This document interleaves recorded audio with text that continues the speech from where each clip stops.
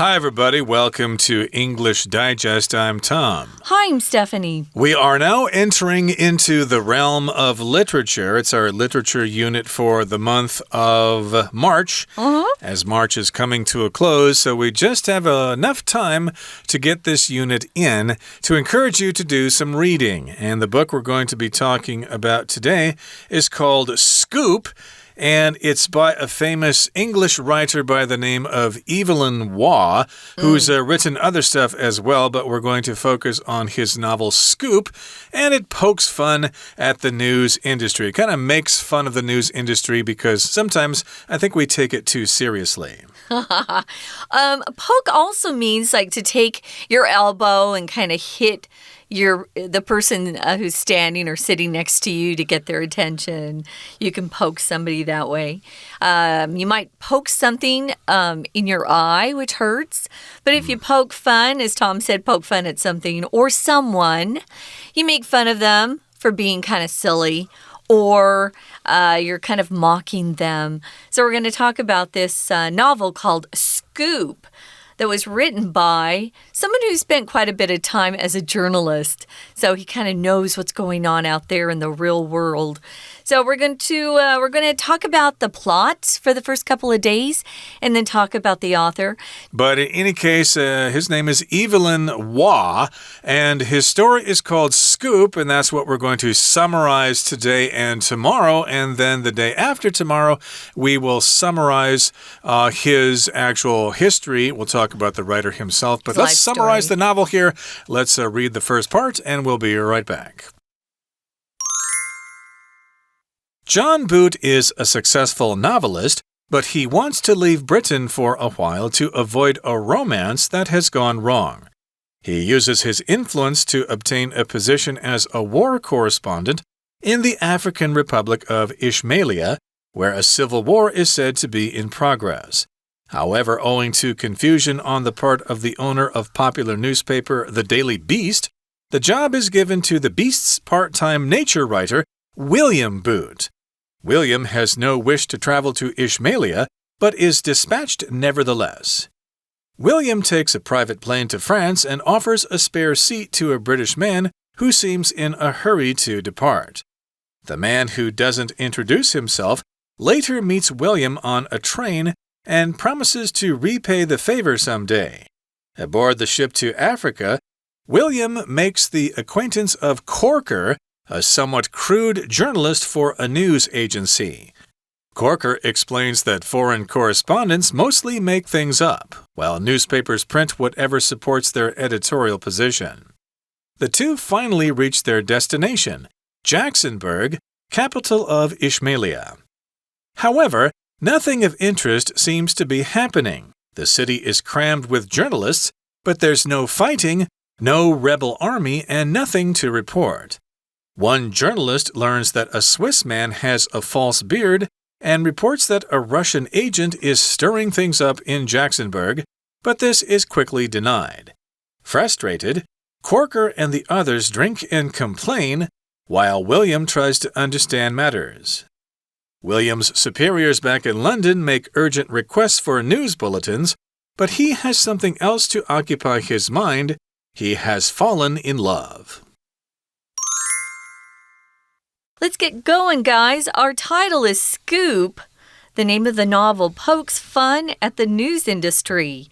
My bachelor's degree is in broadcast news. So when I was in college, I was studying to be a reporter, mostly a TV reporter. And I really enjoyed it. I love the news. I've always liked the news. Tom knows I read the news a lot. But I also know that we get a lot of fake news that's not true, thrown at us all the time. So you kind of have to read from different sources to even have an idea of what's going on. It's hard to trust anything nowadays. Scoop also can be what we call a ball of ice cream that we will put on an ice cream cone, a scoop. How many scoops do you want? 3 scoops? 4 scoops? But here, if a reporter gets a scoop, it means they're the first one ones to report some news that nobody has heard before. And so if you're in the news business, if you're a real journalist and not just somebody who wants to be on TV, you're out trying to uncover or discover what's going on, especially stories that the government, of course, doesn't want you to find out about. So we've got Scoop, this book, and it's making fun of the news industry. The author spent quite a few years as a journalist himself, so he probably knows what's going on behind the scenes. Who do we have in the book? We've got a guy named John Boot. He is a successful novelist, and he wants to leave Britain for a while to avoid a romance that has gone wrong. Oh, it didn't work out. We don't know if his girlfriend broke up with him or he broke up with her. But he wants a change of scenery, it sounds like. Yeah, that sounds reasonable, especially if you live in Britain or England or Scotland or Wales, the UK there, including Northern Ireland. And sometimes, of course, it gets kind of rainy there and people get kind of fed up with it. So they want to leave Britain, and that's what John Boot wants to do. He wants to leave Britain for a while. But he's doing this because romance has gone wrong, okay? He used to go steady with a girl and they had some problems or something like that. And he just wants to get out of there to clear his mind. And he uses his influence to obtain a position as a war correspondent in the African Republic of Ishmaelia, where a civil war is said to be in progress. Now, I don't believe this country actually exists, but our author here has created this country for the sake of fiction, and it's kind of like Wakanda in the Black Panther movies, which doesn't really exist, but it's used as a fictional place to represent something. So in this particular case, if you're a war correspondent, that just means you're a news reporter. In this particular case, in a war zone, correspondent is from the verb to correspond, which means things match. You've got one thing here and another thing there, so they correspond with each other. They're kind of related to each other. But when you see correspondent, that usually refers to a journalist who is working in a foreign country, or at least pretty far away from where his news organization, his or her news organization, is based. Yeah, and it used to be quite dangerous, actually. If you're into journalism and you're studying to be a reporter in school, you'll hear about having different beats assigned to you, a B-E-A-T, a beat. You might be on the police beat, where you cover all the news that has to do with crime in that particular city you're covering. You might be on the arts beat, where you cover arts and the news in that area. Well, this guy is a war correspondent. We still use this term. You hear it occasionally. If you're watching TV news, it'll say, so-and-so, our fine war correspondent. And it just is a reporter that's out there in the field, and that's what they're covering, is war somewhere. And it can be very dangerous. We don't have as many investigative reporters anymore. They just seem to all sit at their desks and read Twitter and report on Twitter, you know. So when we actually had journalists, we did have these war correspondents, and they took a lot of risk to go to these war-torn countries. We'll often use that phrase too. It's a war-torn area of the world. So like Tom said, it didn't really exist, this African Republic of Ishmaelia. And it said, people are talking about the fact that there's a civil war there, and it's ongoing. It's in progress. Right, so that's a civil war, a war that's taking place inside a country, and that's a good place to go if you're looking for some news stories to report on. However, owing to a confusion on the part of the owner of popular newspaper The Daily Beast, the job is given to the Beast's part-time nature writer, William Boot. So basically we're saying that owing to confusion, or because of confusion, and that confusion is on the part of the owner of this newspaper. The newspaper's name is The Daily Beast, which I don't believe exists. In any case, that's the newspaper we're talking about here, and the owner was confused about some information, and basically I think he mixed up the names of these people, because how many people do you meet that have the surname Boot. Hi, my name is Mr. Shoe. Oh, hi, I'm Mr. Sock. And this is Mr. Boot.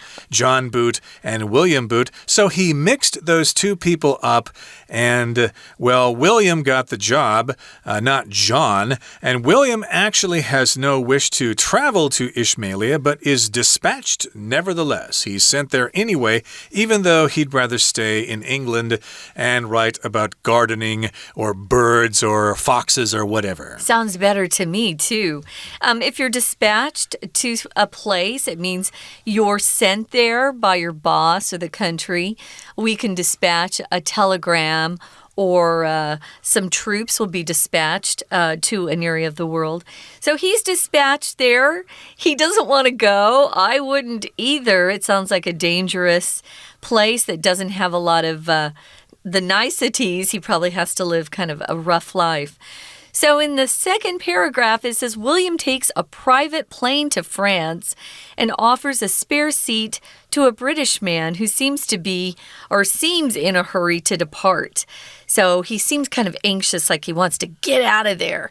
Now, if you have something that's spare, it means you have an extra something. Sometimes, if I'm in a place and I look in my purse and I don't have a pen to write with, I'll ask a friend. I'll often say, hey, Tom, do you have a spare pen? Do you have a spare pencil? Maybe you've taken a test and a classmate looks at you and goes, hey, do you have a spare pen? Or do you have a pen you can spare? We'll often phrase it like that, too. Here, of course, it's being used as an adjective, spare. Exactly. Now, this is a private plane, so here William can offer a seat to someone else. This is a British man who's looking for a seat. And yes, indeed, William offers him a seat. It's a spare seat. It's an extra seat on this private plane, which is flying to France. And the British man, of course, is in a hurry to depart. He's kind of rushed. He's ready to leave. And I guess we'll find out more about this British man who's in a hurry in just a second. But right now, we're going to take a break and listen to our Chinese teacher. 听众朋友大家好，又到了我们的文学单元，我们会连续3天带大家看一个故事哦。今天什么故事呢？今天跟新闻业有关啊，叫做 Scoop 独家新闻。好，那这是什么故事呢？我们每次说故事的时候啊，就有5个 W 1个 H， 所以人事时地物要交代清楚啊，那过程如何啊？到底是谁啊？主角是谁？出现在第一段第一句，这主角就是一个 John Boot。John Boot 他是谁呢？他本来就是一个成功的小说家嘛，但是呢，他想要离开英国，为什么？他就是有一段失败的感情关系。在这句话当中啊，最后那个失败的感情关系，这个感情关系的romance 后面带了一个限定用法关系子句哦 ，that。一直到句尾的地方，请左右括号起来。那主角呢？这个 John Boot 他就利用自己的影响力，总而言之，因为他是成功小说家嘛，他就获得了一份住在非洲以实玛利亚共和国的战地记者的位置。因为听说那里有个那个 Civil War 有个内战，他就想说就过去那边逃避这个感情。不过这个第二句我们来看一下，我们看到的非洲以实玛利亚，从 The African 一直到逗点之前。以实玛利亚这个地方后面呢带了一个补充说明的关系子句，非限定用法打了逗点，而所谓的 where 指的就是在以实玛利亚这个国家当中内战正在进行哦，所以才会需要有记者在那边做报道。好，那结果呢发生了一个美丽的错误，也就是因为每日野兽报的老板啊，他分不清楚啊 ，John Boot、Mr. Boot， 结果这个工作就被交给了野兽报的另外一个兼职自然作家，叫做 William Boot。那莫名其妙的 William Boot 要被派到以实玛利亚去，虽然他不愿意去了，但是他还是过去了。当他搭了一个私人飞机要前往法国的时候呢，他刚好把多出来的座位提供给一个似乎急着出国的一个男生。接下来在第二段的第一句有一个限定用法的关系子句哦，先行词在句子后面一点点叫做 a British man， 有一个英国人，这英国人呢 who 到句尾 who seems in a hurry to depart， 好像急着要离开，所以 William 呢就好心的直接让座给他。 We're going to take a quick break. Stay tuned. We'll be right back.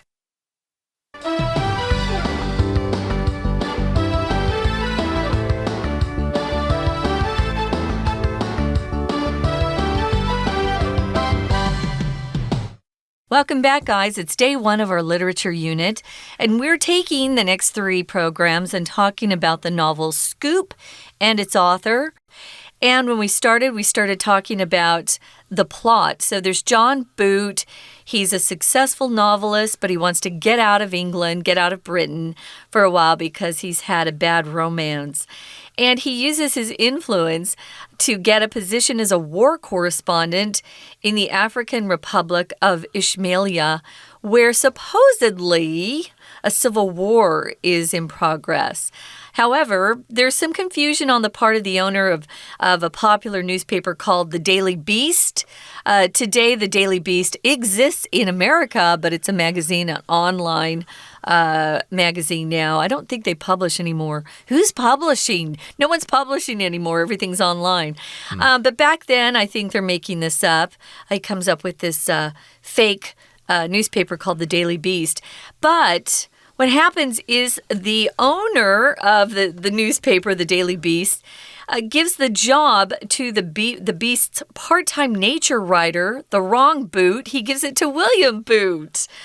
Sounds like that owner isn't very up-to-date on who his employees are and what they do. Well, William doesn't want to go to Ismailia, but he has to anyway because he's dispatched, which means you're sent by someone in authority over you, and they send you to a particular place. Yep, and William takes a private plane to France, and there's a British guy who's in a big hurry to leave. And so William offers him a spare seat on the plane, and the man who doesn't introduce himself later meets William on a train and promises to repay the favor someday. If you repay somebody, you pay them back for a favor or for money they lent you. Mr. John once borrowed 10,000 NT dollars from me, and he repaid me about 2 or 3 weeks later. And yes, indeed, they meet on a train later, and this man says, "Hey, thank you for the favor. I'll repay you someday for letting me have that spare seat on that flight from the UK to France." I guess now they're on a train in France heading south toward Africa. And then let's see what happens next. Aboard the ship to Africa, William makes the acquaintance of Corker, a somewhat crude journalist for a news agency. So they're on a ship to Africa, at least William Boot is on this ship. And while he's on the ship there, he maybe, goes to the lounge or whatever, goes to the deck there to look at the scenery or whatever. And he makes the acquaintance, or he gets to know, Corker. And who is that? Well, he's a somewhat crude journalist for a news agency. If you're crude, that means you're a little uncivilized. Maybe you're not dressed very well. You have bad manners. Maybe you burp a lot or fart a lot or whatever. People would be embarrassed to be around you. So this guy's kind of crude, and sometimes that fits the stereotype of a journalist. Sometimes they are like that. They're kind of dirty. They don't bathe. They smell, and they have kind of crude manners. Yeah, you can also have crude language, which means you swear or use swear words in polite company. When I see this, I also think of rough. So if someone's kind of rough, they're also not very polished. A lot of the Brits back then, they would wear suits and ties, and they were much more refined and sophisticated, polished than some of these reporters. Journalists had to stick their noses into other people's business, and sometimes they had to do some things that other people would consider impolite or maybe even slightly illegal, so they could get the scoop. Because you'd want to do anything to get the scoop. You want to be the first person to break news, because you break a story, break a news story, or news is breaking right now. We just got the scoop. So this guy does work for a news agency in Corker. That's the crude, rude, kind of rough journalist. He explains that foreign correspondents mostly make things up. And now that I've gone back in history, I'm learning more and more. A lot of that happened. So we know that if you make things up, you're not talking about truth or reality. You're kind of creating something in your own mind to make things up. When kids are small, they like to play make-believe, and they pretend, that they have different professions. And I used to do a lot of that. That was a lot of fun to pretend or play make-believe. So make things up. You create something that's not the truth. And then the newspapers would print whatever supports their editorial position. So the people that own the paper, that are in charge of the paper, they would be the ones you're writing the news for, and not just for regular people who are reading the news. And we see that even today. So yeah, editorial, sometimes it's just an opinion piece that you'll see in a newspaper, and it should be labeled editorial, but sometimes it's not. Sometimes it's just opinion. We used to trust the news would always be facts, but not anymore. It's just mostly opinion. So it's kind of funny that this was written so long ago, but it kind of forecasts what we're experiencing even today. So what do they do when they meet, Tom, these two guys, Corker and William? Well, finally they reach their destination where they're going to. It's a place called Jacksonburg, which is the capital of Ishmaelia. And again, that's fictional. And here in the final paragraph it says, however, nothing of interest seems to be happening. It's kind of boring there. The city is crammed with journalists. It's full of journalists. There are reporters all over the place, but there's really nothing to report because there's no fighting, there's no rebel army, and nothing to report. If you have a civil war, usually it's between the current government and rebels, people who are trying to overthrow the government and replace it with a new government.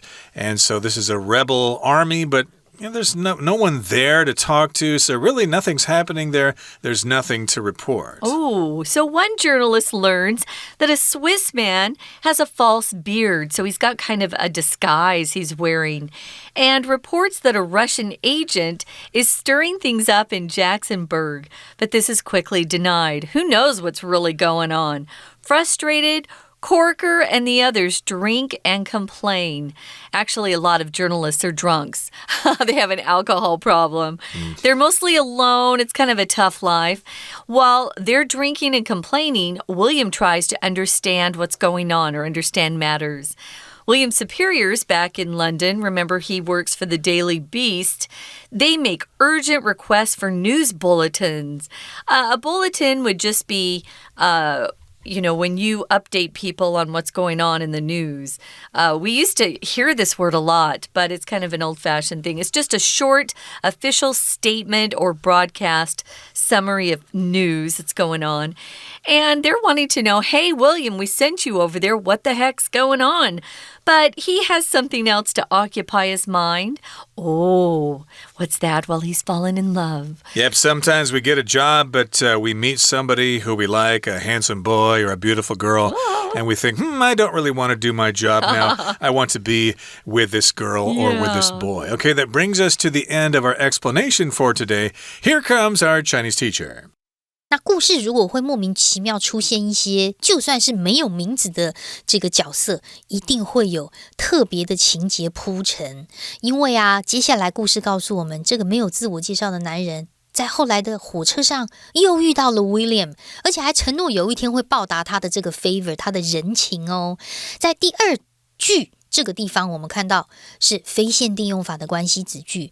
那你说我们都是形容这个 British man， 干嘛一个限定一个非限定啊？大家要注意所谓的限定用法就是不知道是哪一个，所以要限定所以第二段的第一句有一个急着要离开的那个人，既然我们都已经知道这个人是谁，到了第二句 the man又再提到他，当然就直接可以逗点再补充说明 Who doesn't introduce himself， 也就是当时他就没有介绍他自己嘛，之后如何如何。好，所以要分清楚这个限定跟非限定的一些差别。但总而言之呢，后来他们又搭船要到这个非洲那在前往非洲的船上 William 他又认识了另外一个人叫做 Corker 呢，他是一个新闻记者，然后有一点的粗俗无礼 但是 anyway 我们看一下第二段的第三句，注意它是一个分词构句前面的 aboard 是一个副词，它指的是在交通工具上。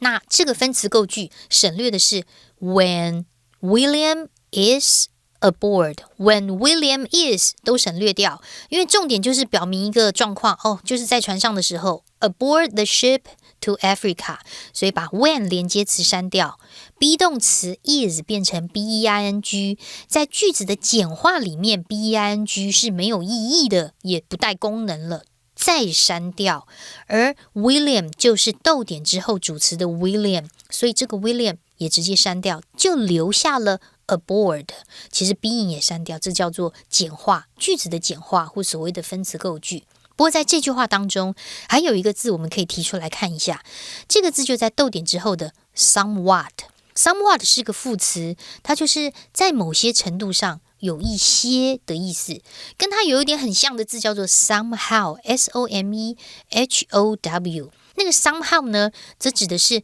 不晓得为什么，不知道莫名其妙的什么原因。那你可以这样记，就是 what 呢是事物，所以 somewhat 表程度， how 指的是一种方法，所以 somehow 呢就是不晓得是什么样的原因。但接下来的第四句逗点后面的 while 也可以圈起来它跟我们之前曾经提到的逗点之后 while 就是表然而，表逗点前面两个子句的状况相反，这个文意在这里你就这样子判断，因为它真的不是时间，因为第四句它告诉我们 Coker 他就说外国记者就是编新闻报社呢不一定会去登，他一定会登支持社论立场的内容，所以这是一种对比的状况。